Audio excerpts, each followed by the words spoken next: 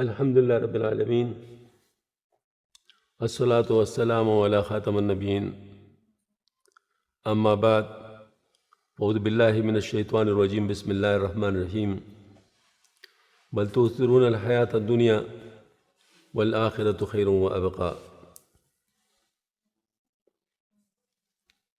وقال علیہ الصلاۃ والسلام واللہ ما الدنیا فی الآخرۃ الا مثل ما يجعل احدکم اصبعه في الیم فلینظر بما ترجع۔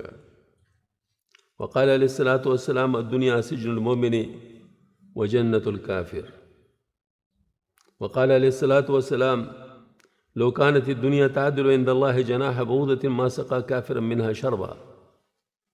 وقال عليه الصلاة والسلام من أحب دنياه أضر بآخرته ومن أحب آخرته أضر بدنياه فآثروا ما يبقى على ما يفنى۔ وقال عليه الصلاة والسلام ما لي وللدنيا وما أنا في الدنيا إلا كراكب استظل تحت شجرة ثم راح وتركها۔ وقال عليه الصلاة والسلام حب الدنيا رأس كل خطيئة۔ وقال علیہ الصلاۃ والسلام کونوا من ابناء الآخرۃ ولا تکونوا من ابناء الدنیا۔ صدق اللہ العلی العظیم وصدق رسول النبی الکریم۔ معزز خواتین و حضرات، یہ موضوع پہلے بھی ہم کر چکے ہیں پچھلی دفعہ، اس دفعہ بھی کر رہے ہیں۔ اس کی وجہ یہ ہے کہ آج ہمارا جوڑ ہے، اور جوڑ کا مطلب کیا ہے کہ ہمارا تعلق اس دنیا میں رہ کر اللہ پاک کے ساتھ ہو جائے۔ اس دنیا کے دو معروف معنی ہیں، ان دونوں کو جاننا بہت ضروری ہے۔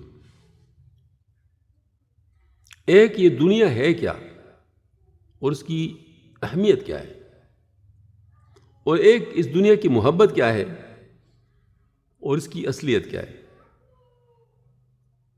اس کا اثر کیا ہے۔ سب سے پہلے دنیا کیا ہے؟ تو دنیا موت سے پہلے جو کچھ بھی ہے وہ سارا دنیا، اور موت کے بعد جتنا کچھ ہے وہ آخرت ہے۔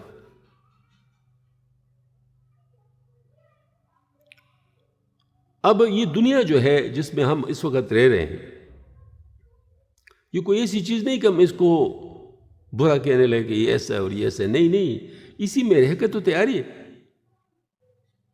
یہ ایگزامینیشن ہال کی طرح ہے، جیسے کوئی امتحان دے رہا ہو، ایگزامینیشن ہال میں بیٹھا ہو، وہ 3 گھنٹے کا جو ٹائم اس کو ملا ہے، اس 3 گھنٹے میں جو لکھنا چاہے وہ لکھ سکتا ہے، اس کے بعد اس کا رزلٹ اس کے حساب سے آئے گا۔ تو وہ جو ایگزامینیشن ہال میں بیٹھا ہے وہ ادھر ادھر بالکل نہیں دیکھتا کہ دوسرے لوگ کس چیز پر بیٹھے ہیں، ان نے کپڑے کیسے پہنے ہوئے ہیں، وہ کیا کہہ کے آئے ہیں، ان نے کیا کھانا ہے، کیا ان چیزوں کو وہ سوچتا ہے؟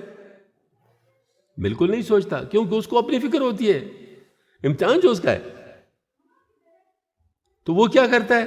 وہ صرف اپنے امتحان کی طرف متوجہ ہوتا ہے کہ جو اویلیبل ٹائم ہے اس کے پاس، اس کے اندر جو کچھ اس نے صحیح لکھنا ہے وہ لکھیں، اور پھر اس کا نتیجہ اچھا آ جائے، بس اس کی یہی فکر ہوتی ہے۔ اگر اس کو کوئی چائے بھی آفر کر لے تو شاید وہ قبول نہ کرے، اس کے ساتھ ایک بہت عزیز دوست ملنے کے لیے تو شاید اس کے ساتھ ملاقات نہ کریں، کیونکہ اس کے ذہن پر اس کی ایک ہی بات سوار ہے، اور وہ کیا ہے؟ مجھے امتحان میں کامیاب ہونا ہے۔ بس یہی بات جو ہے نا، کیا ہے، جو اللہ والے ہیں ان کے اوپر بھی طاری ہوتی ہے پورے اس دوران، جس وقت تک یہ موت سے پہلے کا وقت ہے، ان کے اوپر یہ چیز طاری ہوتی ہے۔ وہ اس کے طرف متوجہ ہوتے کہ ہماری آخرت درست ہو جائے۔ یہاں اس کو نہیں دیکھتے کہ کون کس کرسی پر بیٹھا ہوئے ہے، اور کون کیا کہہ رہا ہے، اور کون کدھر جا رہا ہے، اور کون کیا بات کر رہے ہے، اس کی طرف ان کی دھیان نہیں ہوتا۔ وہ صرف اس طرف متوجہ ہوتے کہ اللہ مجھ سے کیا چاہتا ہے، تاکہ میں وہ کروں اور میں اس کے مطابق کامیاب ہو جاؤں، بس یہی بات ہوتی ہے۔ تو دنیا کا ایک جو اہم بات ہے سمجھنا، وہ یہ ہے، یہ تیاری ہے آخرت کے لیے۔ بس ہم اس سے ہم لوگ جس کو کہتے ہیں نا، وہ فرار نہ ڈھونڈیں۔ خودکشی حرام ہے یا نہیں ہے؟ خودکشی حرام ہے، اس کی وجہ کیا ہے؟ یہی وجہ ہے تو اس سے ہم فرار نہ ڈھونڈیں، بلکہ ہم کیا کریں، اس کو صحیح استعمال کر لیں۔ اس میں ہمیں کچھ چیزیں ملی ہیں، جان ملی ہے، وقت ملا ہے، پیسہ ملا ہے، علم ملا ہے۔ ان سب کے بارے میں پوچھو گی، 5 باتیں پوچھو گی۔ اپنا وقت کیسے استعمال کیا، مال کیسے کمایا، مال کیسے خرچ کیا، علم کیسے استعمال کیا، اپنے جسم کو کیسے استعمال کیا، یہ 5 باتوں کی پوچھو گی۔ ان 5 باتوں کا جواب ہمیں پہلے سے عملاً دینا ہوگا۔ عملاً یہ قولاً والی بات نہیں ہے، عملاً دینا ہوگا۔ وہاں سارا کچھ لکھا ہوگا، سارا کچھ موجود ہوگا۔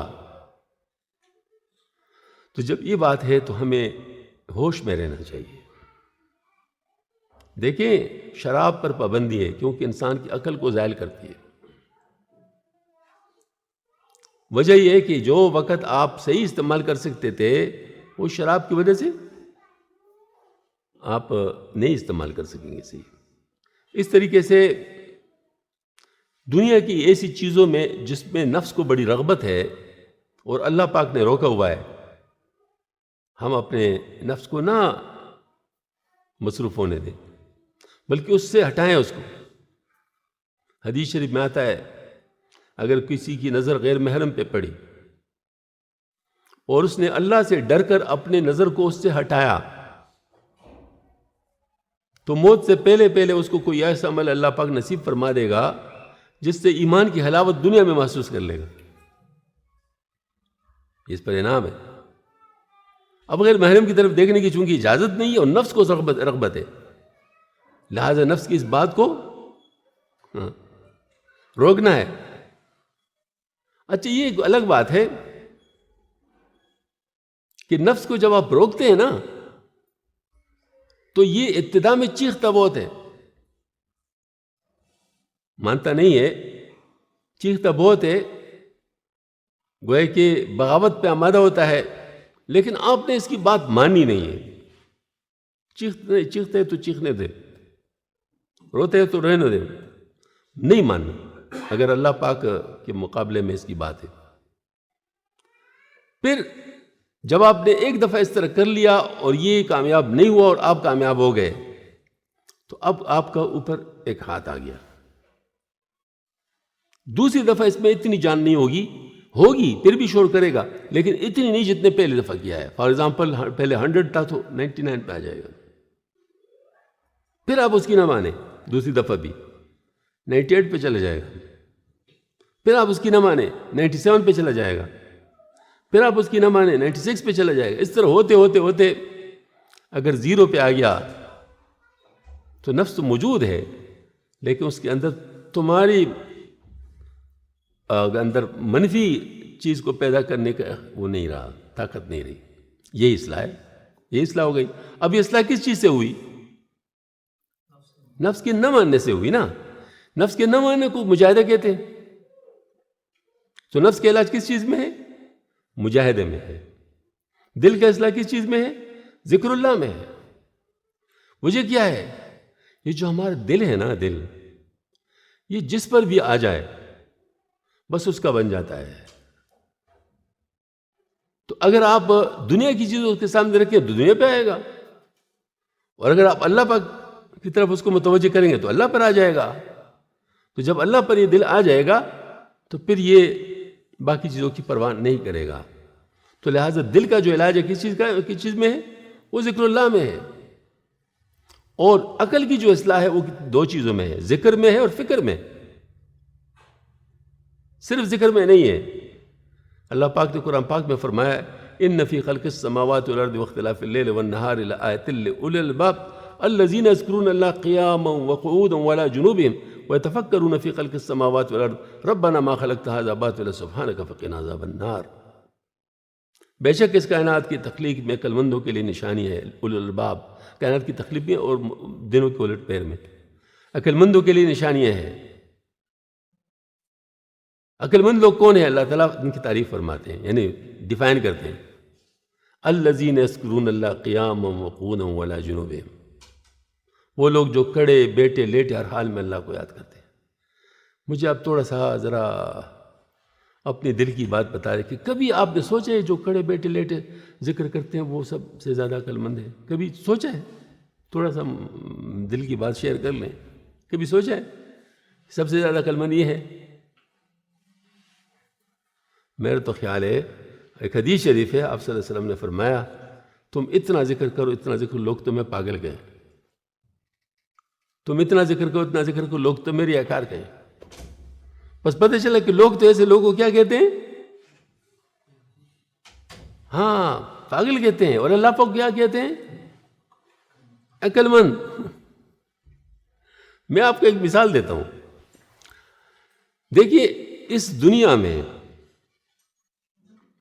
آپ ایک گھر بناتے ہیں، وہ گھر آپ مثال کے طور پر 6 مہینے میں بناتے ہیں، پیسے بھی لگاتے ہیں، 6 مہینے میں گھر بن جاتا ہے۔ یہ گھر آپ کے کتنے عرصے تک کام آئے گا؟ کتنے عرصے تک؟ ہاں، مطلب یہ ہے کہ زیادہ سے زیادہ موت تک ہی کام آئے گا نا، ورنہ ویسے ہمارے علاقے کی گھروں کی 50 سال 60 سال اس کی اتنے تقریباً عمر ہوتی ہے۔ اچھا، 100 سال ہی سمجھ لو، 100 سال آپ کے کام آ گیا، تو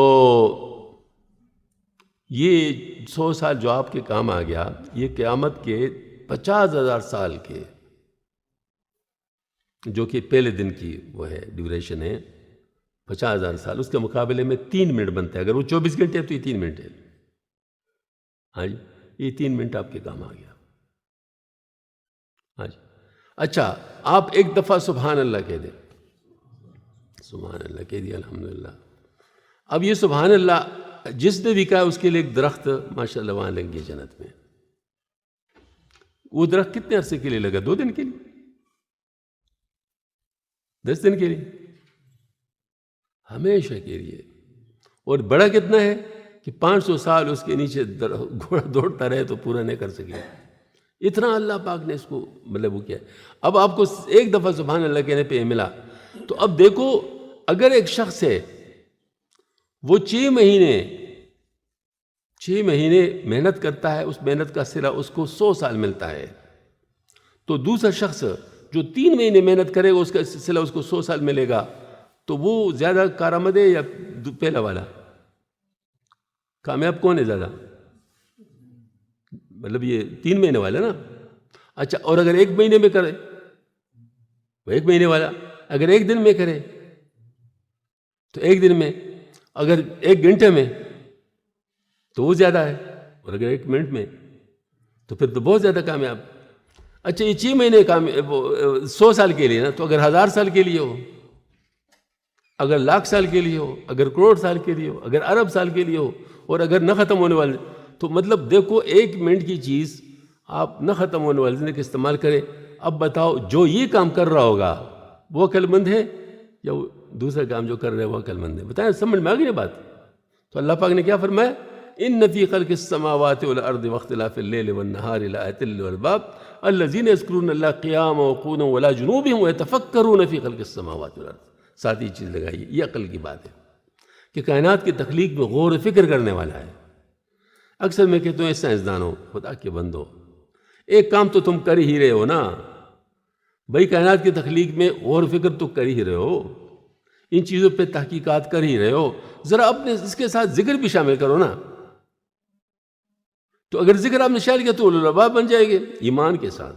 یہ نہیں کہ کافر کی بات میں کر رہا ہوں، ایمان کے ساتھ جو ذکر کے ساتھ تحقیق کر رہا ہے تو وہ اولو الالباب میں شامل ہو جاتا ہے، ٹھیک ہے نا؟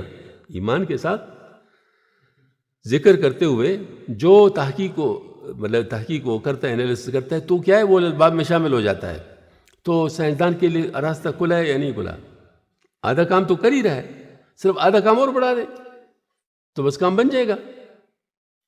تو یہ میں اس کرتا ہوں کہ عقل جو ہے یہ اس کو مطلب یہ ٹھیک ہوتا ہے یا اس کی اصلاح ہوتی ہے ذکر و فکر کے ذریعے سے، اور نفس کے علاج ہوتا ہے مجاہدے کے ذریعے سے، اور دل کا علاج جو ہے نا وہ ذکر کے ذریعے سے ہوتا ہے، کیونکہ آپ صلی اللہ علیہ وسلم نے فرمایا اگر ہر چیز کے لیے ایک مطلب ہوتے ہیں، مطلب یعنی صفائی کا آلہ ہوتا ہے، استقالہ. ہاں جی. اور دلوں کی صفائی کا آلہ جو ہے کیا ہے؟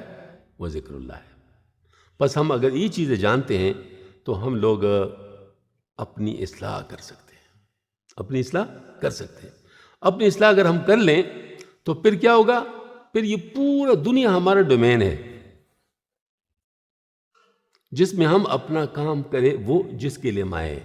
وما خلقت الجن والانس الا لیعبدون. جس مقصد کے لیے ہم آئے وہ کام آسانی کے ساتھ ہم کریں گے اگر ہم نے اپنی اصلاح کر لی. اگر اپنی اصلاح نہیں کی تو دنیا ہمیں اپنی طرف راغب کرے گی. کبھی ایسا ہوگا کہ بالکل ایک کام بالکل آپ کے سامنے ہوگا، دین کا کام آپ کر سکیں گے، دنیا کی کوئی چیز آپ کو اپنی طرف بلائے گی، اس کو چھوڑ دیں گے، آپ چلے جائیں گے.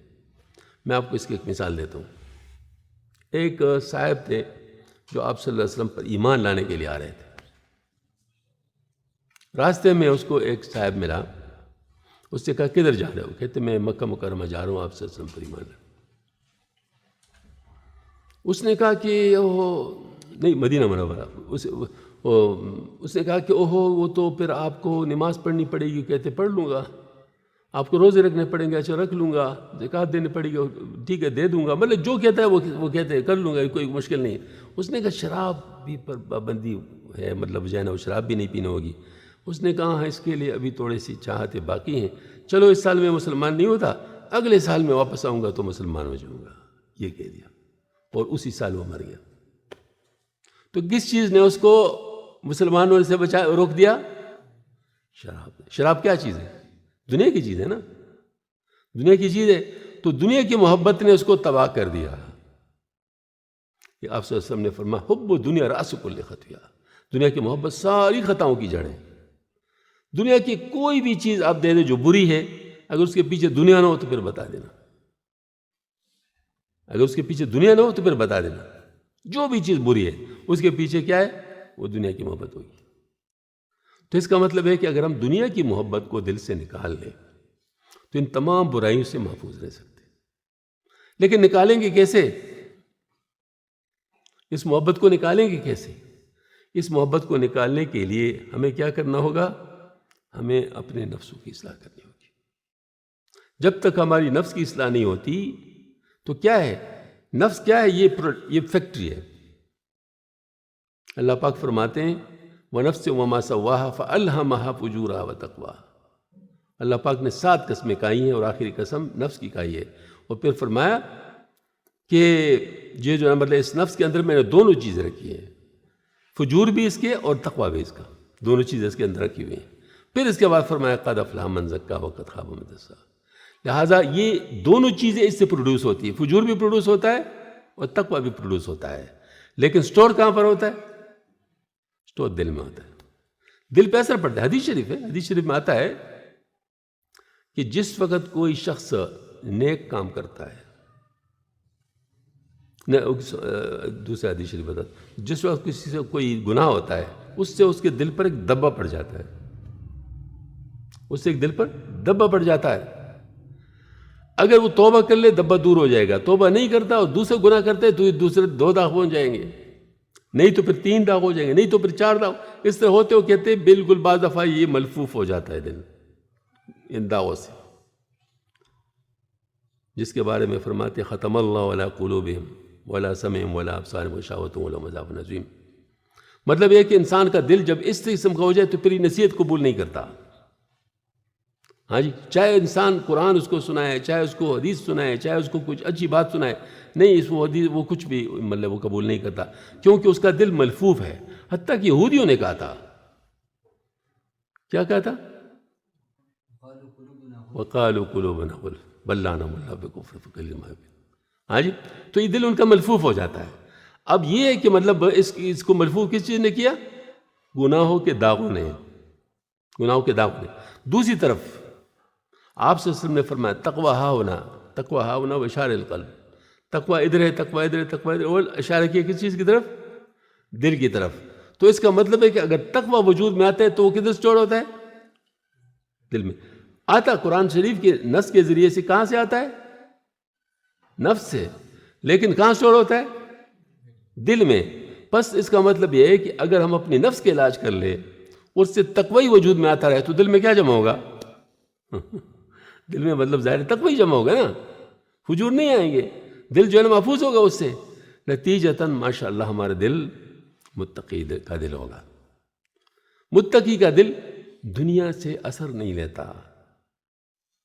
اصل میں جو تقوی ہے نا، یہ تعریف اللہ پاک نے قرآن پاک میں ایک اور جگہ بھی کی ہے۔ اللہ پاک فرماتے ہیں الف لام میم ذالک الکتاب لا ریب فیہ ھدی للمتقین الذین یؤمنون بالغیب ویقیمون الصلاۃ ومما رزقناہم ينفقون والذین یؤمنون بما انزل الیک وما انزل من قبلک وبالآخرۃ هم یوقنون۔ متقی کی تعریف اللہ پاک نے کیا فرمائی؟ ایمان بالغیب کی،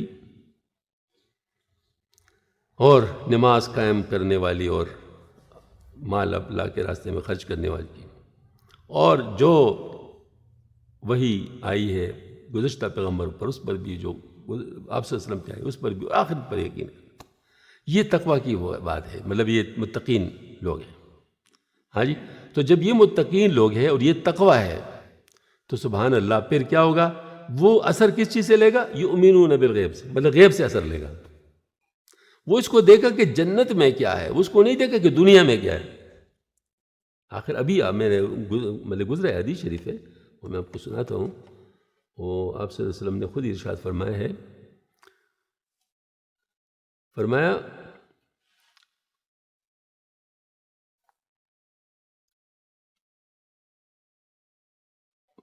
وقال علیہ الصلاۃ والسلام ما لی وللدنیا وما انا فی الدنیا الا کراکب استظل تحت شجرۃ ثم راح وترکہا۔ آپ صلی اللہ علیہ وسلم نے خود فرمایا، یہ تو ایسے جیسے کوئی سوار آئے، ایک درخت کے نیچے کھڑا ہو گیا، تھوڑی دیر کے سستا ہے اور پھر وہاں سے چل پڑا۔ اس کو اس سے سوار کو کیا ادھر سے غرض ہوتی کہ وہ درخت کتنی لمبی چوڑی، یہ وہ نہیں، اس کی طرف نہیں دیتا، بس اپنا اپنا مقصد پورا کر لے اور چلے گیا، اپنے منزل کی طرف چلا گیا۔ تو وہ اس کو نہیں دیکھتا کہ ادھر کیا ہے، وہ اس کو دیکھتا ہے کہ ادھر کیا ہے۔ ان چیزوں کا استعمال کر رہا ہوتا ہے، ان چیزوں کے اندر دل نہیں لگا رہا ہوتا۔ اصل میں جو گناہگار کا دل ہوتا ہے وہ دنیا میں لگا ہوتا ہے۔ ہاں جی، دنیا میں ہوتا دل کے ٹکڑے ہوئے ہزار، کوئی یہاں گرا کوئی وہاں گرا، ہر طرف اس کا دل، مطلب یہ بھی ہونی چاہیے، جس طرف دیکھتا ہے تو بس وہ یار یہ بھی ہونا چاہیے، یہ بھی ہونا چاہیے، یہ بھی ہونا چاہیے، اسی میں لگا رہتا ہے۔ یہ گناہگار کا دل ہوتا ہے۔ اور جو متقی کا دل ہوتا ہے وہ دیکھتا ہے کہ اللہ پاک کس چیز پہ راضی ہوتے ہیں، اس چیز سے راضی ہوتے ہیں میں یہ کام کروں، اس چیز سے راضی ہوتے ہیں میں یہ کام کر لوں، اس چیز سے راضی ہوتے ہیں میں یہ کام کر لوں، اس چیز سے راضی ہوتے ہیں میں یہ کام کروں۔ مطلب یہ کہ وہ گویا کہ یہیں پر وہ ایسی چیزوں کو تلاش کرتا رہتا ہے کہ کس چیز سے اللہ پاک راضی ہو۔ اب میں آپ کو ایک بات بتاؤں، آپ صلی اللہ علیہ وآلہ وسلم ایک دفعہ نماز پڑھنے کے لیے کھڑے ہو گئے تو پاؤں میں ورم آ گیا، لمبی نماز پڑھی۔ عائشہ صدیقہ رضی اللہ عنہا نے کہا یا رسول اللہ، آپ تو پہلے اگلے پچھلے آپ کے سارے معاف ہیں، تو آپ کیوں اتنا مشقت کرتے ہیں؟ آپ کیوں اتنا مشقت کرتے ہیں؟ تو آپ صلی اللہ علیہ وسلم نے فرمایا میں ایک شکر گزار بندہ نہ بنوں؟ اگر اللہ پاک نے مجھے یہ چیز دی تو پھر میں شکر گزار بندہ نہ بنوں؟ مطلب یہ ہے کہ اگر آپ صلی اللہ علیہ وسلم کو پہلے سے پتہ ہے کہ اللہ پاک نے مجھے معاف کیا ہے، اللہ پاک نے فرمایا ہے، اور بعد میں بھی ایسا ہوگا، اور سب کچھ جیسے واقعات ہیں وہ سب کچھ آپ صلی اللہ علیہ وسلم کے اوپر کول لے گئے، لیکن آپ صلی اللہ علیہ وسلم کس لیے کر رہے ہیں؟ اس دنیا کے وقت کو کس چیز کے لیے استعمال کر رہے ہیں؟ شکر گزاری کے طور پر۔ یہاں صرف اتنا کرتے ہیں جتنا بس وہ اللہ کے جو تکوینی حکم ہے اس پر عمل کرنے کے لیے، یعنی کانا اتنا کانا کہ زندگی رہے، اور اس طرح آرام اتنا کرنا، اور اس طرح دوسرے کام اتنے کرنا کہ بس وہ چیز برقرار رہے۔ باقی کام کیا ہے؟ اصل میں کیا کام کیا ہے؟ آخرت کی تیاری ہے۔ دیکھو آخری وقت ہے آپ صلی اللہ علیہ وسلم کا، آخری وقت ہے، تکلیف بہت زیادہ ہے۔ فاطمہ رضی اللہ تعالیٰ سے نہیں رہا گیا اور کہا کہ ہائے میرا ابا جان کی تکلیف، ہائے میرا ابا جان کی تکلیف۔ سارے بیٹیاں ویسے بھی والدین کے ساتھ بہت پیار کرتی ہیں، اور وہ تو پھر تھی فاطمہ رضی اللہ تعالیٰ ہوتے آپ صلی اللہ علیہ وسلم۔ تو آپ صلی اللہ علیہ وسلم نے اس تکلیف کی حالت میں جو فرمایا وہ کیا فرمایا؟ فرمایا آج کے بعد تیرے ابا جان کو کبھی تکلیف نہیں ہوگی، آج کے بعد تیرے ابا جان کو کبھی تکلیف نہیں ہوگی۔ اب دیکھو اس وقت کی تکلیف کو نہیں دیکھ رہے ہیں آپ صلی اللہ علیہ وسلم، کس چیز کو دیکھ رہے ہیں؟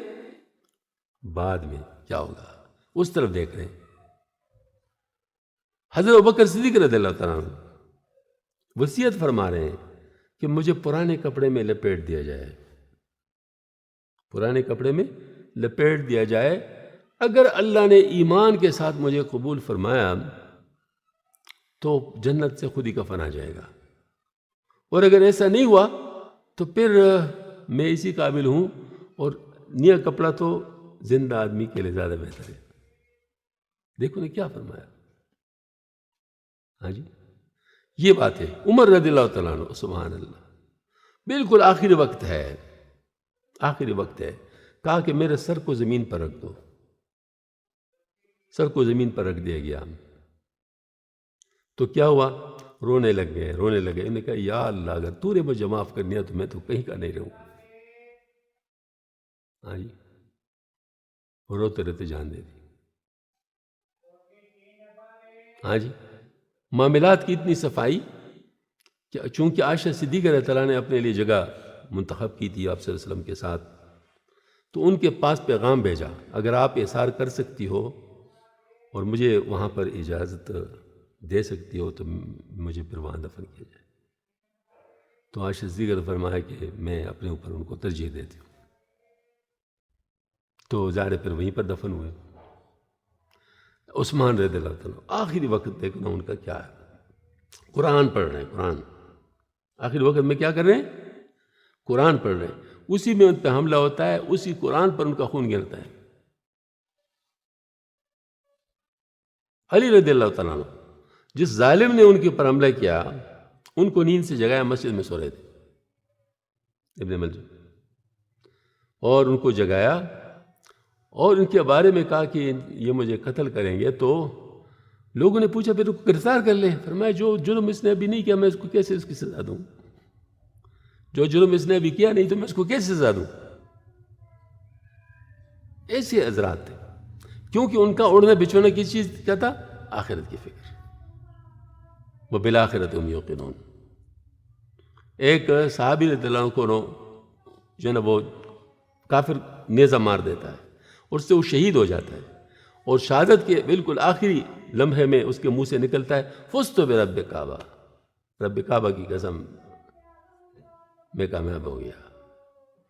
تو کافر حیران ہو گیا، کمال ہے میں نے مار دیا، مر گیا، اور کہتے میں کامیاب ہو گیا، کیسے کامیاب ہو گیا؟ بعد میں جب ذرا امن کا وقت آ گیا تو اس نے پھر کسی مسلمان سے صحابی سے پوچھا کہ یہ کیا کہا تھا؟ میں تو حیران ہوں کہ مار تو میں نے دیا اور پھر کہتے کہ کامیاب ہو گیا۔ انہوں نے کہا کہ تم لوگ جتنا شراب کے پیالے سے محبت کرتے ہو نا، ہم موت سے اس سے زیادہ پیار کرتے ہیں۔ تو ہم اپنے مقصد میں جب کامیاب ہو جائیں تو ہم کہتے ہیں ہم کامیاب ہو گئے، تو کامیاب ہو گئے۔ دو صحابی ہیں بیٹھے ہوئے ہیں اور ایک دعا کر رہے دوسرا امین کہہ رہا ہے، پھر دوسرا دعا کر رہے پہلا امین کہہ رہا ہے۔ ایک نے دعا کی کہ اللہ مجھے جنگ میں کافر کے اوپر فتح نصیب فرما دے ہو کہ میں اس کا غنیمت لوں اور اس کا یہ کروں وہ کروں، سارا کچھ مطلب کیا، اور پہلا صحابی آمین آمین کہتے رہے۔ دوسرے صحابی نے کہا یا اللہ میں اس پر حملہ کروں، وہ مجھ پر حملہ کرے، پھر وہ مطلب یہ ہے کہ میں شہید ہو جاؤں، پھر وہ میرے ناک کان کاٹے، پھر وہ تیرے سامنے جب قیامت میں کھڑا ہو جاؤں تو مجھ سے پوچھے کہ یہ تیرا کیا ہوتا ہے کہ اللہ تیرے محبت میں ایسا ہوا ہے۔ اور وہ آمین آمین کہتا رہا، کیونکہ معاہدہ تھا، آمین آمین کہتے تھے۔ دونوں کی خواہش پوری ہو گئی، ایک کے ساتھ ایسا ہوا، دوسرے کے ساتھ ایسا ہوا۔ بعد میں جو پہلے زندہ رہا تھا اس نے کہا اس کی دعا میری دعا سے اچھی تھی، اس کی دعا میرے دعا سے اچھی تھی۔ اس کا مطلب یہ ہوا کہ ان حضرات کے نزدیک یہ دنیا صرف پلیٹ فارم، صرف ورکنگ سٹیشن، بس اس سے زیادہ کچھ بھی نہیں تھا۔ وہ صرف موت کے بعد کی تیاری کے لیے اس کو استعمال کر رہے تھے، واقعی بندہ جو ہے نا مطلب اس کے ساتھ اس کا کوئی تعلق تھا ہی نہیں۔ یہی بات ہے۔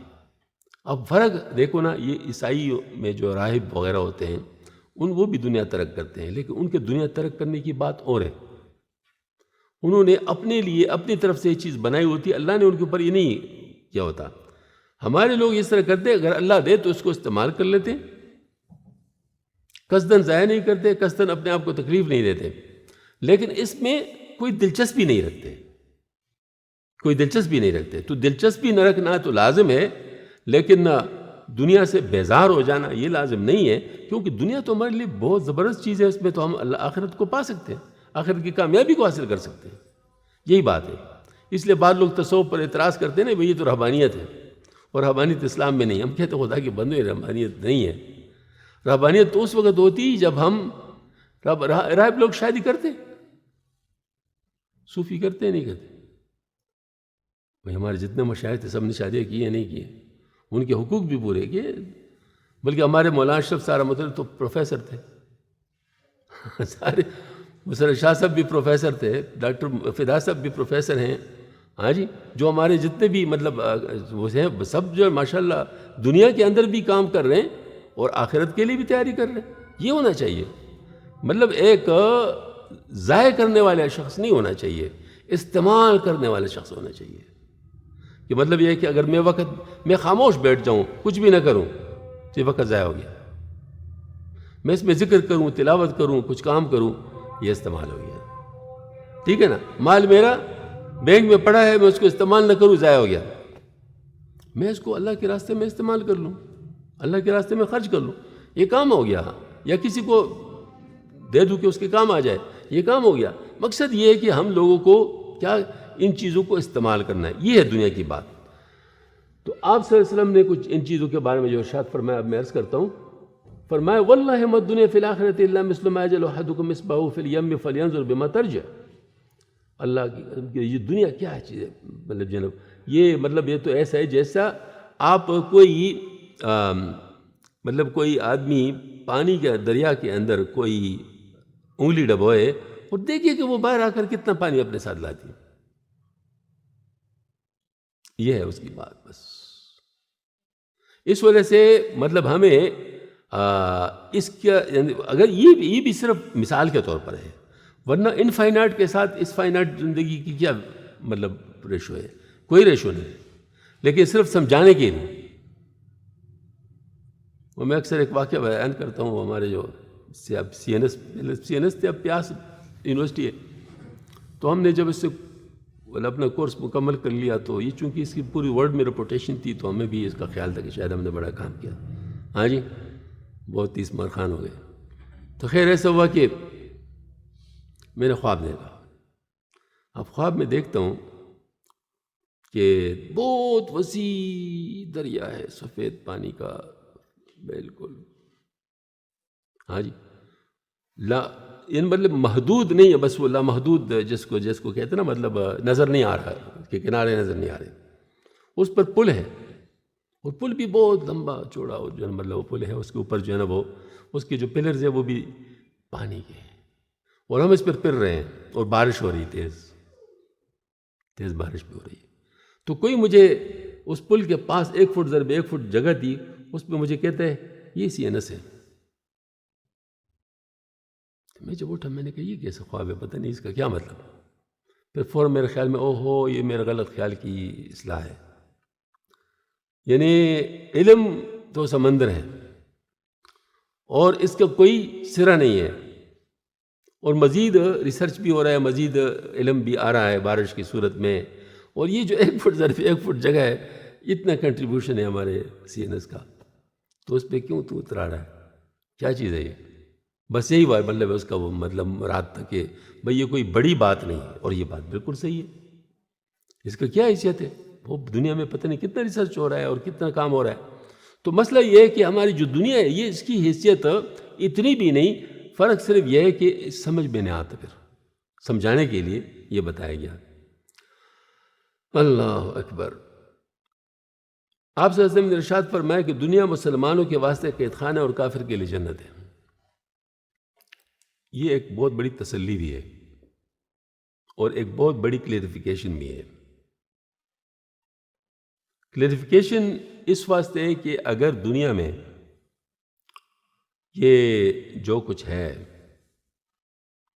تو اگر اس کو دیکھا جائے تو مسلمان کے لحاظ سے یہ قید خانے سے کم نہیں ہے، کیونکہ مسلمان کو جو وہاں ملے گا اس کے مقابلے میں قید خانے سے بھی کیا گزرا ہے. مطلب جو وہاں ملے گا جنت، یعنی ادنا سے ادنا جنتی کو کتنا جنت ملے گا؟ 10 گنا اس دنیا کا، 10 گنا اس دنیا کا۔ تو اب بتاؤ یہ اگر آپ کو 1 میل کی کوٹی سے وہ 50,000 روپے 50 کے اس میں پلاٹ پہ لے آیا جائے تو آپ کیا کہیں گے؟ آپ کہیں گے بھئی یہ تو مجھے قید خانے میں ڈال دیا۔ ہاں جی، تو دنیا جو ہے نا یہ قید خانہ ہے مسلمان کی، کیوں؟ وہاں بہت کچھ ملے گا ایک لحاظ، دوسرے لحاظ سے یہ یہاں پر پابندیاں ہیں۔ جنت میں پابندی نہیں ہوگی، یہاں پر پابندیاں ہیں۔ تو یہاں اس جنت کو جو پابندیوں سے آزاد ہے، اس کو حاصل کرنے کے لیے ہم یہاں پابندیاں برداشت کر رہے ہیں تو یہ قید خانہ ہے۔ یہ 2 باتیں ہو گئی۔ کافر کے لیے یہ جنت ہے، کیوں؟ نمبر 1 کہ کافر جو ہے چاہے مطلب یہ کہ وہاں یعنی یہاں پر کتنی ہی تکلیف کیوں نہ ہو، اس تکلیف کے مقابلے میں جنت ہے۔ وہ کہتے ہیں نا کہ وہاں اس عذاب جہنم سے اگر کسی شخص کو نکال کے یہاں کی آگ میں ڈال دیا جائے تو اس کو نیند آ جائے۔ تو اس کا مطلب ہے کہ یہ تو جتنے بھی اس کو مطلب یعنی تکلیف یہاں مل سکتی ہے، اس تکلیف کے مقابلے میں تو یہ جنت ہے۔ ایک لحاظ سے یہ بات ہو گئی۔ دوسرے لحاظ سے یہ بات ہے کہ آزاد ہے یہاں پر، جنت میں پابندی نہیں ہوگی نا، تو وہاں جنت میں ہمارے لیے پابندی نہیں ہوگی، یہاں دنیا میں ان کے لیے پابندی نہیں ہے، یہ آزاد ہے، جو کچھ بھی کرنا چاہتے کر سکتے ہیں۔ تو لہٰذا یہ ٹھیک ہے، یہاں پر مزے اڑائیں۔ اللہ پاک بھی فرماتے ہیں ٹھیک ہے تم چند دن مزے کرو، پھر دیکھا جائے، پھر میرے طرف ہی آؤ گے، پھر دیکھا جائے گا تمہارے ساتھ۔ آپ صلی اللہ علیہ وسلم نے ارشاد فرمایا اگر دنیا اللہ کے نزدیک مچھر کے پر کے برابر بھی ہوتی تو کسی کافر کو اس کے ایک گونٹ کے برابر بھی نہ دیتا۔ یہ بہت بڑا سبق ہے۔ بعض مسلمانوں کے منہ میں پانی آ جاتا ہے کافروں کے جو نعمتیں ہیں ان کو دیکھ کر۔ ہاں جی، اس کا یہ جواب ہے۔ ایک اور حدیث شریف ہے جس میں آتا ہے کہ اگر مسلمانوں کے خراب ہونے کا وہ نہ ہوتا مسئلہ تو اللہ جل شانہ کافروں کو سونے چاندی کے مکان دے دیتا۔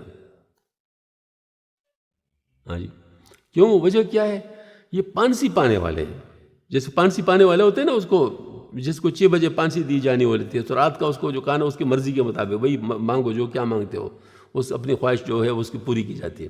اب اگر کسی کی خواہش پوری کی جائے کپڑوں کے لحاظ سے، کھانے کے لحاظ سے، کسی اور وجہ سے، اور کوئی آدمی لچاتی نگاہوں سے اس کی طرف دیکھے یار یہ تو بڑے مزے میں ہے، اس کو پتہ چل جائے، وہ کہتے ہیں بھئی یہ مزے تم لے لو اور مجھے ادھر بھیجو جہاں پر تم ہو، اور تم ادھر آ جاؤ جہاں پر میں ہوں، تو منظور کر لے گا؟ منظور نہیں کیا کرے گا۔ اس طرح یہ جو مطلب یہ جو یہاں کے مزے ہیں یہ کیا ہے؟ اللہ پاک کے نزدیک مچھر کے پر کے برابر بھی نہیں ہے، مچھر کے پر کے برابر بھی نہیں۔ لہٰذا ان چیزوں کی طرف للچائی نگاہوں سے نہیں دیکھنا چاہیے۔ میں آپ کو صاف بتا دوں، یہ حدیث شریف اگر سمجھ میں آ جائے نا تو خدا کی قسم ہم سے احساس کمتری ختم ہو جائے، احساس کمتری ختم ہو جائے۔ جو صبح میں نے بات کی تھی نا احساس کمتری ختم ہونے والی بات، وہ اسی سے متعلق ہے کہ دوسروں کو ہم دیکھتے ہیں کہ ان کے ساتھ یہ، ان کے ساتھ یہ، ان کے ساتھ یہ، تو ہم سمجھتے ہیں ہمارے پاس تو کچھ بھی نہیں۔ خدا کے بندو تمہارے پاس ایمان ہے، ایمان کے مقابلے میں کچھ بھی نہیں۔ میں جب جرمنی گیا تھا تو وہاں پر ہمارے پاکستانی دوست ہیں، اللہ ان کی مغفرت فرمائے، گپ شپ ان کے ساتھ لگی رہتی تھی۔ تو ایک دن میں نے کچھ ترکوں کی تعریف کی، ترکوں کے ساتھ ہم بہت محبت کرتے ہیں، وہ ہمارے ساتھ محبت کرتے ہیں، یہ مطلب یہ ہمارا بائی لیٹرل معاملہ ہے۔ تو وہاں ترک بہت زیادہ ہیں، تو ہماری بھی ان کے ساتھ دوستی تھی، تو میں نے ترکوں کی تعریف کی۔ مجھے کہتے آپ ابھی آئے ہیں، ابھی ٹھیک ہے، آپ کو پتہ نہیں چلا، پتہ چل جائے گا آپ کو۔ تو میں نے اس سے کہا بھائی زیادہ سے زیادہ تم یہ کہنا چاہتے ہو کہ گناہ گار ہے؟ کہتے ہاں۔ میں نے کہا ٹھیک۔ میں نے کہا ایک طرف یہ جرمنی کے سارے اچھے سے اچھے لوگ جو کافر ہیں، جتنے بھی اچھے اخلاق والے کافر ہیں، اس کو ایک پردے میں رکھو، دوسرے میں گناہ گار سے گناہ گار ترک کو رکھو۔ اللہ کے نزدیک گناہ گار ترک باری ہوگا ان کے اوپر، یہ باری ہوگا۔ کیوں؟ اس کے دل میں ایمان ہے۔ ایمان آپ کو پتہ ہے کہ ایمان کیا چیز ہے؟ ایمان تو ہے نا، انفینٹی ہے۔ ہاں، یہ چیزیں کیا ہیں؟ تو اس کا مطلب ہے کہ یہ جو بات میں عرض کرتا ہوں کہ اللہ پاک نے ہمیں ایمان دیا ہے، اس پر ہمیں شکر ادا کرنا چاہیے، اور شکر کرنے سے نعمت بڑھتی ہے۔ ہمیں اس پر بہت خوش ہونا چاہیے کہ اللہ تو نے ہمیں ایمان نصیب پر اس ایمان کو قائم رکھیں۔ وہ ایک ادھر کراچی سے ایک صاحب آئے ہوئے تھے، انجینئر تھے، وہ بھی سیمنس فیکٹری میں ذرا ان کا ٹریننگ تھی، تو ہمارے آپس میں ملنا جلنا تھا۔ ایک دن آیا جی ہمارے پاس ایک مشنری گروپ آیا، وہ اپنے ساتھ کچھ لٹریچر لے آیا اور مجھے دینا چاہا، تو میں نے اسے کہا بھائی میں لٹریچر آپ کا تب لوں گا جب آپ مجھے وہ جو ہے نا وہ نیشنلٹی دلوائیں جرمنی کی۔ تو کہتے ہیں انہوں نے کہا یہ تو ہمارے بس میں نہیں ہے، تو میں نے کہا کہ آپ کے کاغذات میں نہیں لیتا۔ مجھے بہت سخت غصہ آیا، میں نے کہا خدا کے بندے تو نے اپنی ایمان کی قیمت اتنی کم لگائی کہ نیشنلٹی پہ تم نعوذ باللہ من ذالک ان کی طرف چلے جاؤ گے۔ آئندہ میرے طرف سے کوئی تعلق نہیں ہے، نہ آپ آیا کریں نہ میں آپ کے پاس آیا کروں گا، اب میں آپ کے ساتھ مل نہیں سکتا۔ ہاں جی، مقصد میرا یہ ہے کہ بھئی ایمان کتنی بڑی چیز ہے، اس کا ہم اندازہ نہیں کر سکتے۔ اللہ نے اتنی بڑی نعمت ہمیں دی ہے اور ہم لوگ اس کے بارے میں اتنا کم خیالات رکھیں۔ تو اللہ پاک نے ہمیں جو چیز عطا فرمائی وہ بہت بڑی بات ہے۔ اچھا، تو فرمایا آپ صلی اللہ علیہ وسلم نے کہ جس نے دنیا کی محبت کی اس نے اپنی آخرت کو ضرر پہنچایا، اور جس نے اپنی آخرت کو محبت کی اس نے اپنی دنیا کو ضرر پہنچایا۔ بس ترجیح دو فانی دنیا جہاں فانی پر عالم جاویدانی کو۔ یہ دو چیزیں ایسی ہیں، ایک آخر ہے اور دوسرا عاجل ہے۔ عمومی مزاج کیا ہے؟ بل تو اللہ تعالیٰ فرماتے ہیں بل تو سن حیات دنیا والآخرۃ خیر آپ کا، یا یہ فرماتے کلا بل تحبون العاجلۃ وتذرون الآخرہ۔ عمومی تاثر تو یہ ہے لوگوں کا کہ عاجلہ کو پسند کرتے ہیں اور عاجلہ کو چھوڑتے ہیں، یہ ہے ان کی بات۔ لیکن آپ صلی اللہ علیہ وسلم نے ہمیں کیا فرمایا؟ تمہیں کون سی چیز اختیار کرنی چاہیے؟ تمہیں آخر والی چیز اختیار کرنی چاہیے، یہ عالم جاویدانی کو، اور جو جہان فانی ہے اس کو اس پر قربان کرنا چاہیے۔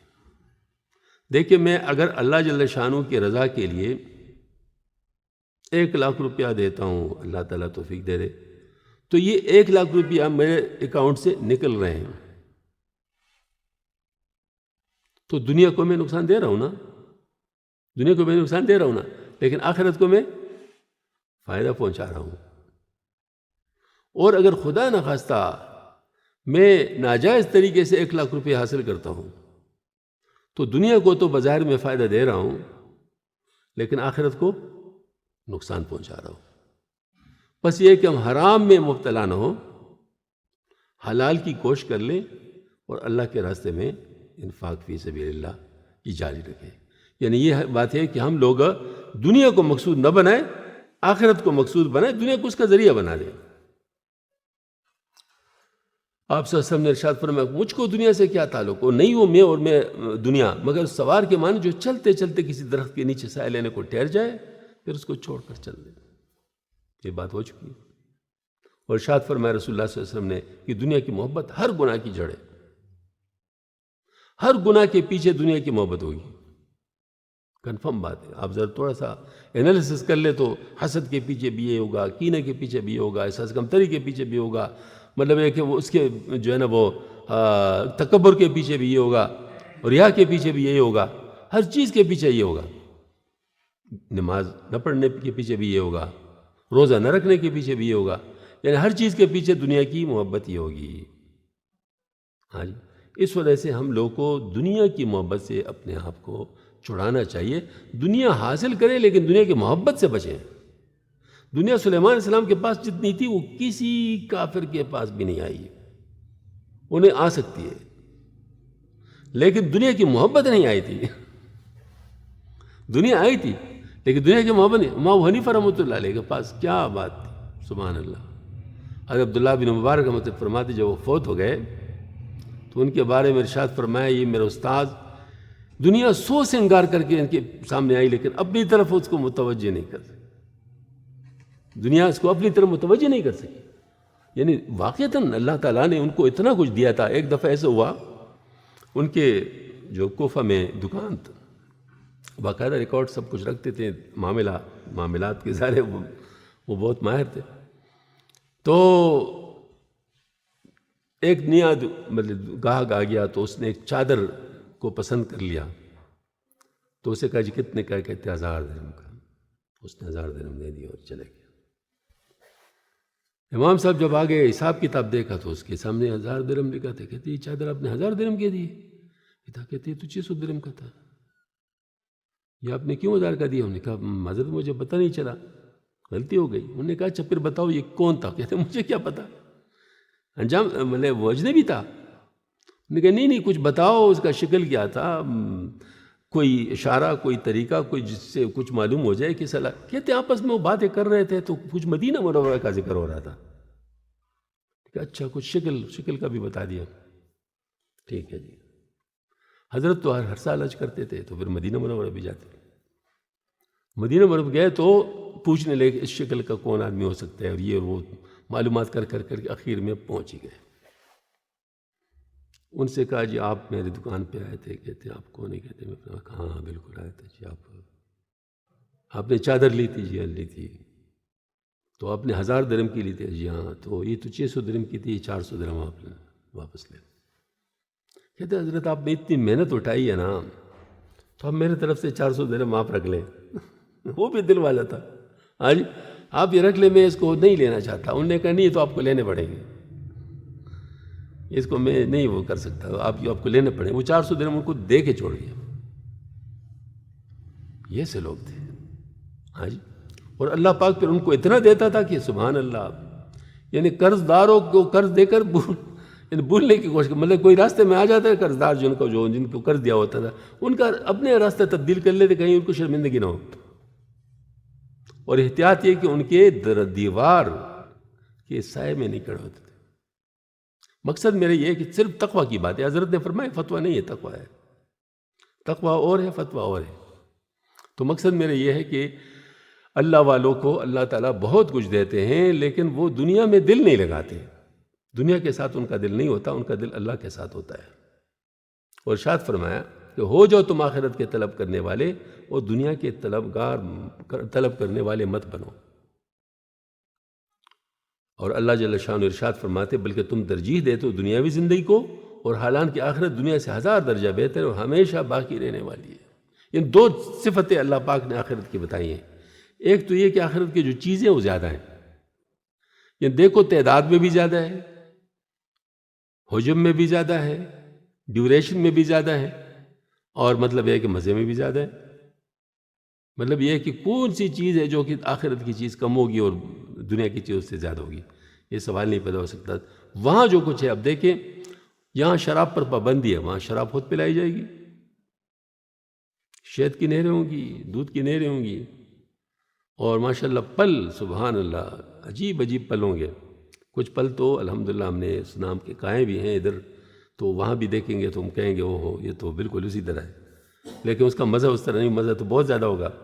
لیکن بہرحال یعنی کچھ طرح جیسے انگور ہم ادھر بھی کھاتے، وہاں بھی انگور ہوں گے، انار وہاں پر بھی ہوں گے، کیلے وہاں پر بھی ہوں گے، اس طرح اور چیزیں جو ہے نا مطلب وہ جو یہاں کی ہیں وہاں پر بھی ہوں گی انشاءاللہ۔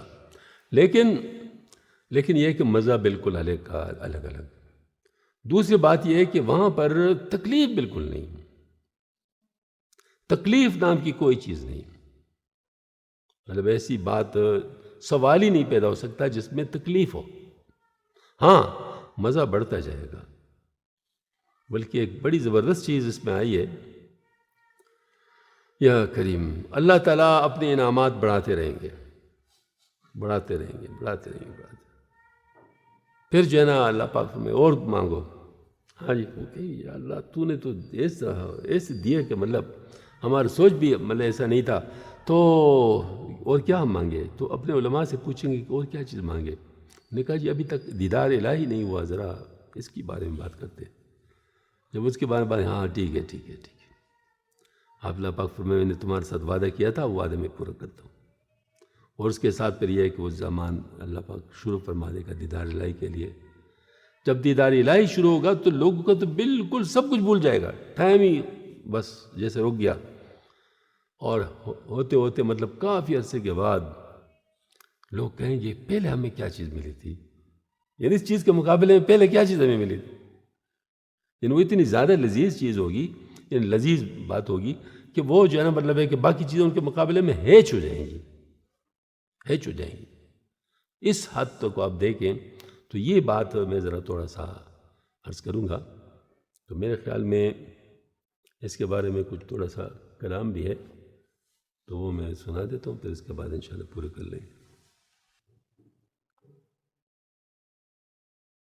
اف کیا خوب نظارہ ہوگا، اف کیا خوب نظارہ ہوگا، سامنے محبوب ہمارا ہوگا، اف کیا خوب نظارہ ہوگا، سامنے محبوب ہمارا ہوگا۔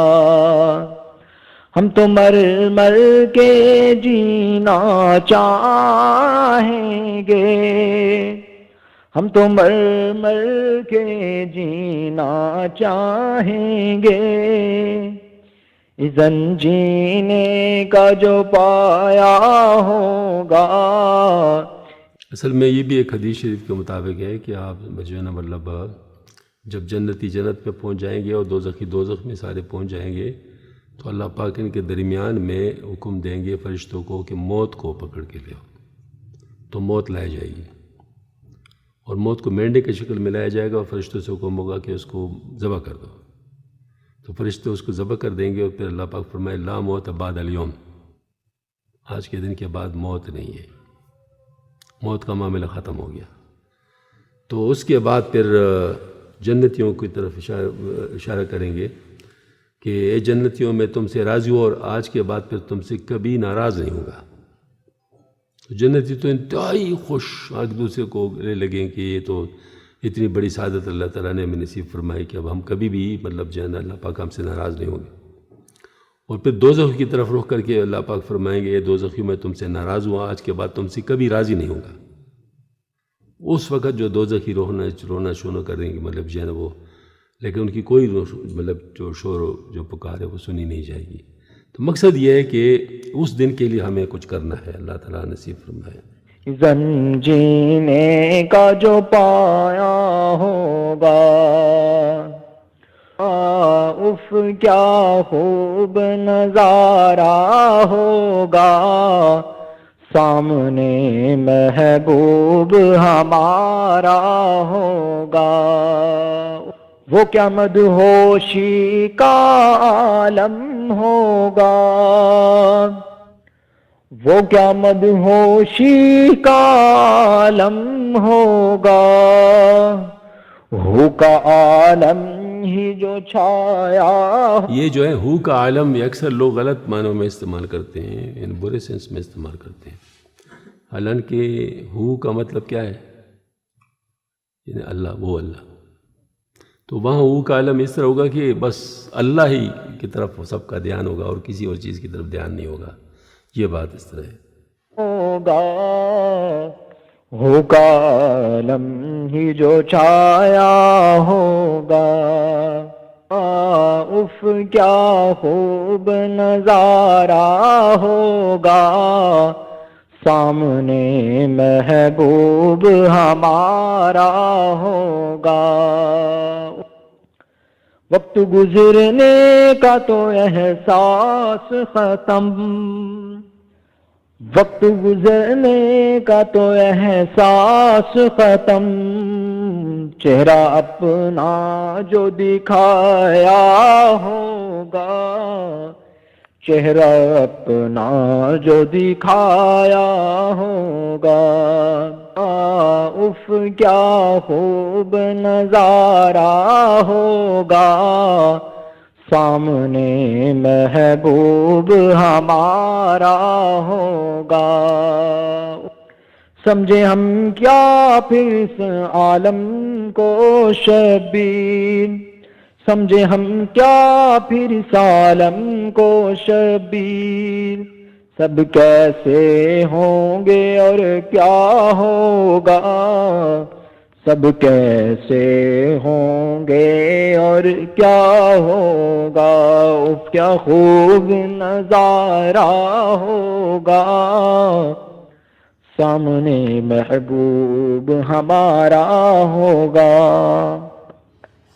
یہ ماشاءاللہ اللہ پاک ہمیں نصیب فرمائے، یہ اس مطلب آخرت کی معراج مطلب یہی چیز ہوگی کہ اللہ پاک کسی کو اپنا دیدار نصیب فرمائے، اور ہر جنتی کو انشاءاللہ دیدار نصیب ہوگا، لہٰذا اللہ پاک ہمیں جنتی بنا دے، اور اس کے لیے کوشش اور محنت کی ضرورت ہے، مطلب بغیر کوشش اور محنت کے یہ چیز اللہ پاک نے سنت عادیہ اس طرح بنایا ہے، اس کے لیے جو نا وہ کوشش محنت کرنے کی ضرورت ہے۔ والذین جاہدوا فینا لنہدینہم سبلنا، جو اس کا راستہ پانا چاہتے ہیں اس کے لیے کوشش محنت شروع کر لے تو اللہ پاک ان کو راستہ دے دیں گے، خود ہی ان کو راستے سجائیں گے۔ لہٰذا اس کے لیے ہمیں اپنی جو کوشش ہے شروع کرنی چاہیے، اور اس کے لیے ان لوگوں کے پاس جانا چاہیے جن کو اس چیز کی فکر ہے۔ اب دیکھیں نا وہ جو ہے نا وہ خربوزے کو دیکھ کر رنگ پکڑتا ہے، تو صحبت کا اثر ہوتا ہے۔ تو لہٰذا اگر ایسے لوگ کے ساتھ ہم اٹھیں گے بیٹھیں گے جو اس کا فکر رکھتے تو ہمیں بھی فکر نصیب ہو جائے گا، اور اگر ہم لوگ دنیا داروں کے ساتھ اٹھیں گے بیٹھیں گے جن کو اٹھتے بیٹھتے یعنی وہ ہر وقت جو ہے نا اس کی دنیا کی فکر ہوتی ہے، تو پھر ہمارا بھی خیال ہوگا، پھر ہم بھی اسی چیز میں پڑ جائیں گے۔ تو اس وجہ سے ہمارا زیادہ وقت جو ہے نا ان کے ساتھ یعنی وہ گزرنا چاہیے جو اللہ والے ہوں، جن کو اللہ جل شانہ کو راضی کرنے کی فکر ہو۔ میں خود اپنے طور پہ کہتا ہوں، اگر پشاور یونیورسٹی میں ہمیں مولانا اشرف صاحب رحمۃ اللہ علیہ نہ ملتے تو شاید مطلب یہ چیز پتہ نہیں، اللہ کو ہر چیز معلوم ہے، اللہ پاک ہر سب کچھ کر سکتے ہیں، لیکن بظاہر اسباب کی دنیا میں اگر ہم دیکھیں تو پتہ نہیں ہم کیا کرتے، کیا کچھ نہ کرتے۔ تو یہ بات ہے کہ ان کے پاس اٹھنے بیٹھنے سے ہمیں اندازہ ہو گیا کہ دنیا کیا ہے اور آخرت کیا ہے، اور اس کے لیے ہمیں کیا کرنا چاہیے۔ ہاں جی، تو اب دیکھیں میں آپ کو بتاؤں، اپنے گاؤں کی بات بتاؤں، پھر وہ پشاور کی بات بتاؤں۔ اپنے گاؤں کی بات یہ ہے کہ وہاں پر ایک مسجد تھی جہاں تراویح 20 منٹ میں پڑھی جاتی تھی، اور وہاں سب سے زیادہ رش ہوتا، سب سے زیادہ رش ادھر ہوتا کہ 20 منٹ میں تراویح پڑھی جاتی تھی۔ تو یہ ہمارے جہانگیرہ کے گاؤں کی بات ہے۔ اور پشاور یونیورسٹی کی بات بتاؤں تو ہم الحمدللہ پہ جہانگیرہ سے پشاور یونیورسٹی گئے تو ہم نے ایسا دن بھی دیکھا کہ جس میں ہم نے الحمدللہ تراویح میں ایک رات میں پورا قرآن سنا، ایک رات میں پورے 2 رکعت میں۔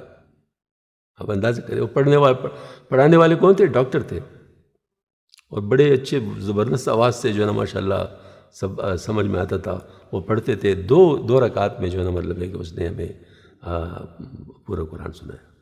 تو یہ بات ہے، تو یہ مطلب کہاں وہ 20 منٹ کی طرف اور کہاں پر وہ 2 رکعت میں پورا قرآن سننا۔ تو آخر یہ کیوں ممکن ہو گیا، کیسے ممکن ہو گیا؟ یہ صحبت صالحین کا اثر ہے، نیک لوگ کے ساتھ اٹھنے بیٹھنے کا اثر ہے۔ آپ نیک لوگ کے ساتھ اٹھنا بیٹھنا شروع کر لیں، کچھ چیزیں خود بخود آنی شروع ہو جائیں گی۔ اس کے لیے آپ کو شاید نیت کرنے کی بھی ضرورت نہیں ہوگی، بغیر نیت کے بھی بعض چیزیں آنی شروع ہو جاتی ہے۔ ہاں جی، تو یہ بات ہے کہ ہم لوگ اگر اس کے لیے کچھ اتنا کم از کم کر لیں کہ ہم لوگ ترجیحات بدل لیں۔ ترجیحات سے مراد کیا ہے؟ ایک ہوتا ہے مثال کے طور پر محبت کے ساتھ ان لوگوں کے ساتھ ملنا جو دنیا دار ہیں، تو یہ نیت بدل لیں، ہم کہتے ہیں ان کے ساتھ ہم ضرورت کے طور پہ ملیں گے، ضرورت کے طور پہ ملیں گے، ضرورت کے طور پر ملنا جائز۔ محبت کے طور پر کس کے سے ملیں گے؟ جو اللہ والے، جو اللہ والے ان کے ساتھ ملیں گے۔ دنیا داروں کے ساتھ ہم ضرورت کے مطابق ملیں گے۔ دیکھو قرآن پاک میں بھی ہے نا، وَاصْبِرْ نَفْسَكَ مَعَ الَّذِينَ يَدْعُونَ رَبَّهُمْ بِالْغَدَاةِ وَالْعَشِيِّ يُرِيدُونَ وَجْهَهُ وَلَا تُرِيدُ عنه تريد زينة الحياة الدنيا ولا تطع من أغفلنا قلبه عن ذكرنا واتبع هواه وكان أمره فرطا۔ بالکل صاف صاف بات ہے، مطلب جو دنیا دار ہے ان کی طرف نہیں، جو اللہ والے ہیں، جو اللہ کو چاہتے ہیں، ان کے ساتھ ہم اپنے آپ کو بیٹھنے پہ پابند کر لیں، بس یہ والی بات ہے۔ تو اس سے پھر کیا ہوگا؟ انشاءاللہ ہمارے دل کے اندر اللہ کی محبت آ جائے گی، اور اللہ کی محبت ہمارے دل میں آ گئی نا، پھر ساری نیکیوں کا جڑ ہے۔ ہاں جی، صبغۃ اللہ ومن احسن من اللہ صبغہ، مطلب یہ اللہ کا رنگ اپناؤ۔ تو مقصد یہ ہے کہ ہم لوگ اللہ کی رسی تھامیں، اللہ کے ہو جائیں، اللہ کے لیے کریں، اللہ کے لیے بولیں، اللہ کے لیے سوچیں، اللہ کے لیے چاہیں، اور اللہ کے لیے اللہ والوں کے پاس جائیں۔ بس یہ چیزیں ہم کریں انشاءاللہ، شدہ ایک روز انشاءاللہ اللہ پاک ہمیں سب کچھ عطا فرما دے گا، کیونکہ اللہ پاک کے خزانوں میں کسی چیز کی کمی نہیں ہے۔ وما علینا البلاغ ربنا تقبل منا انک انت السمیع العلیم وتب علینا انک التواب الرحیم۔ یا اللہ تو اپنے فضل و کرم سے جو بولا جو سنا، اے اللہ اس کو قبول فرما دے۔ جتنے بھی ساتھی یہاں پر آئے ہیں اللہ سب کو قبول فرما دے۔ یا رب العالمین تو اپنے فضل و کرم سے ہم لوگوں کے دل کو خالصتاً اپنی طرف متوجہ فرما دے، اور دنیا کو یا اللہ دنیا کی ہر ایک چیز کو تیری رضا کے لیے ہم استعمال کرنے والے بن جائیں۔ ہمارے جان مال وقت اولاد سب اپنے لیے قبول فرما دے، اپنی رضا کے کاموں کے لیے ہمیں یا اللہ استعمال فرما دے، ہدایت نصیب فرما، ہدایت کا ذریعہ بنا دے، شیطان کے یا رب العالمین راستے سے ہمیں محفوظ فرما دے، شیطان کے وسوسوں سے بچا دے، اور یا اللہ اس کو ہمارے اوپر کوئی یا اللہ العالمین طاقت نہ دے، اور یا اللہ ہماری نفسوں کی بہترین اصلاح فرما دے، نفس مطمئنہ عطا فرما، قلب سلیم عطا فرما، عقل فہیم عطا فرما، اپنی رضا کی دولت عظیم عطا فرما، اپنے نبی پاک صلی اللہ علیہ وسلم کی میت پاک میں اپنا دیدار پاک عطا فرما۔ یا اللہ جب تو فرمایا کہ میں تم سے راضی ہوا پھر کبھی ناراض نہیں ہوگا، اے اللہ ان خوش نصیب لوگوں میں ہمیں بھی شامل فرما، عمل نامہ دائیں ہاتھ سے نصیب فرما، حسن خاتمہ کی عظیم دولت سرفراز فرما، موت کی سختی سے، عذاب قبر سے، پولیس رات کی مشکلات سے، جہنم کے آگردوئے سے اور حشر کی رسوائی سے ہم سب کو نجات عطا فرما۔ جتنے مسلمان فوت ہو چکے سب کی مغفرت فرما، جو ہمارے قابل دنیا سے گئے ان کے درجات بہت بلند فرما، ان کی فیض و برکات سے مکمل اور وافر عطا فرما، وہ جو ہمارے اکابر ابھی حیات ہیں ان سے زیادہ سے استفادے کی توفیق عطا فرما۔ پاکستان کو رہتی دنیا تک اسلام کا قلعہ بنا دے، جس مقصد کے لیے پاکستان بنا تو اس مقصد کے لیے قبول فرما دے، جو بھی اس سے اس کو ہٹانا چاہتے ہیں توڑنا چاہتے ہیں وہ ان کو ہدایت عطا فرما، اگر ہدایت ان کے نصیب میں نہیں تو ان کو عبرت کا نمونہ بنا۔ سعودی عرب کی اور تمام مسلمان ممالک کی اللہ حفاظت فرما دے، اور یا العالمین اپنے پاؤں پر سب کو کھڑے ہونے کی توفیق عطا فرما، غیر کی کاسل ایسی سے اللہ محفوظ فرما دے، دینی غیرت اور حمیت نصیب فرما دے، یا اللہ تو اغیار کے لیے استعمال ہونے سے اللہ محفوظ فرما دے، ہمیں صحیح حکمران عطا فرما دے، غلط حکمرانوں سے محفوظ فرما دے، ہمارے دل کے اندر جو جائز آ جاتے ہیں ان کو پورا فرماؤ، جو ناجائز آ جاتے ہیں ان سے ہمارے دل کو فارغ فرما دے، ہمیں مستجاب الدعوات بنا دے، جن نے دعاؤں کے لیے کہا ہے سوچے توقع رکھتے سب کی دعاؤں قبول فرما۔ اللہم انا نسألک من خیر ما سألک من عبدک ونبیک وحبیبک محمد صلی اللہ علیہ وسلم ونعوذ بک من شر ما استعاذ من عبدک ونبیک وحبیبک محمد صلی اللہ علیہ وسلم انت المستعان ولا حول ولا قوة الا بک سبحان ربک رب العزة عما یصفون وسلام علی المرسلین والحمد للہ رب العالمین۔